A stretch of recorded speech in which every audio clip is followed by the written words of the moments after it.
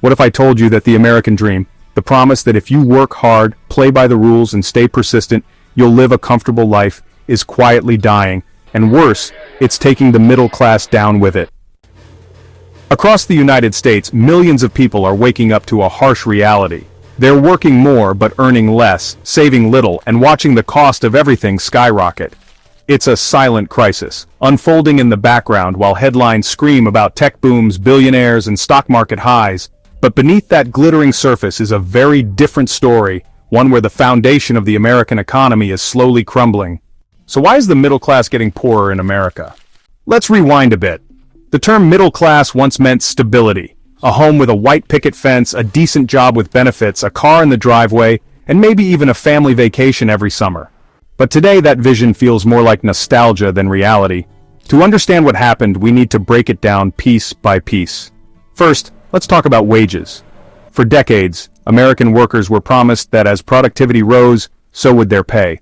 But starting in the late 1970s, that link broke. Productivity continued to climb, but wages flatlined. In simple terms, companies made more money, but they stopped sharing it with their workers. The rich got richer. The middle class stayed stagnant. And as inflation crept up, that stagnation turned into erosion. Now factor in the cost of living. Housing prices have exploded in almost every part of the country. In many cities, even modest homes are out of reach for average earners. Renters aren't faring any better. Rents are rising faster than incomes, forcing families to spend more than half their paychecks just to keep a roof over their heads. Then there's healthcare. The United States spends more on healthcare per person than any other developed country. Yet medical debt is the #1 cause of bankruptcy. One trip to the emergency room can wipe out a year's worth of savings. And let's not even start on the cost of insurance premiums, deductibles, and surprise bills. For many middle-class families, health issues don't just threaten their well-being, they threaten their financial survival. Education, once seen as the golden ticket to upward mobility, is now a financial trap for millions. Student loan debt in the United States has surpassed $1.7 trillion. Young adults are starting their working lives in a deep hole, delaying home ownership, family planning, and retirement savings. Instead of lifting people up, college now often locks them into a cycle of debt. But here's where it gets even more troubling: the gig economy and job insecurity. The days of staying with one company for 30 years and retiring with a pension are long gone. Today's labor market is dominated by contract work, part-time jobs, and side hustles. Benefits like health insurance, paid vacation, and retirement plans often not included. Workers are expected to be flexible, always available, and grateful just to have a job. At the same time, automation and globalization have hollowed out entire industries. Factories closed, jobs were shipped overseas, and the ones that replaced them often paid less and offered no security. Middle-class workers were told to retrain to adapt to hustle harder. But adapting doesn't always pay the bills, especially when you're competing against machines and global labor markets. Meanwhile, taxes and policy decisions haven't exactly helped. Over the past few decades, tax laws have increasingly favored the wealthy. Loopholes, capital gains advantages, and corporate subsidies have allowed the richest Americans to grow their wealth exponentially. The middle class? They're still paying payroll taxes, property taxes, and sales taxes, watching their paychecks shrink while the rich find ways to pay less.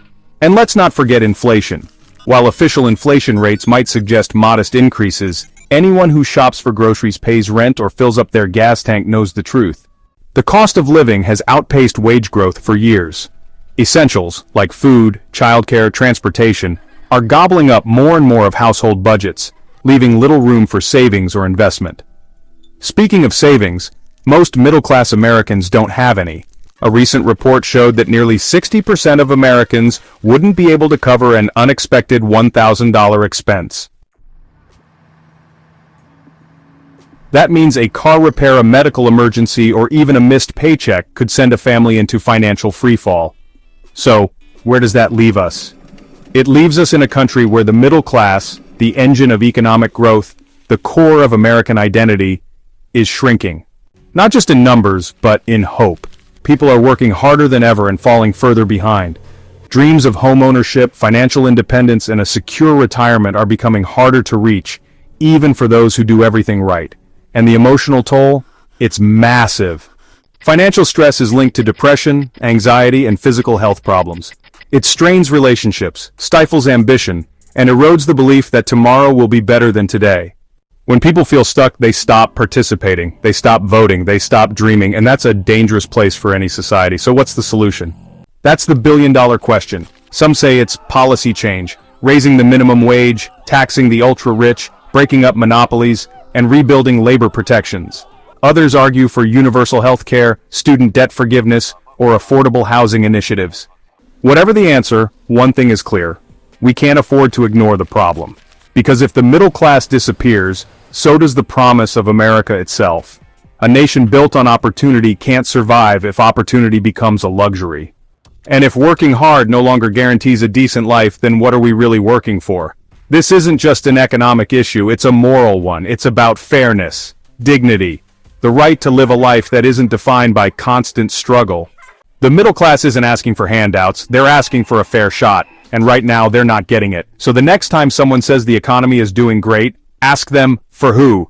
Because behind the numbers, behind the GDP and the Dow Jones, is a story of millions of Americans quietly falling behind. And if we don't listen, if we don't act, we may wake up one day and realize that the middle class didn't just get poorer, it disappeared.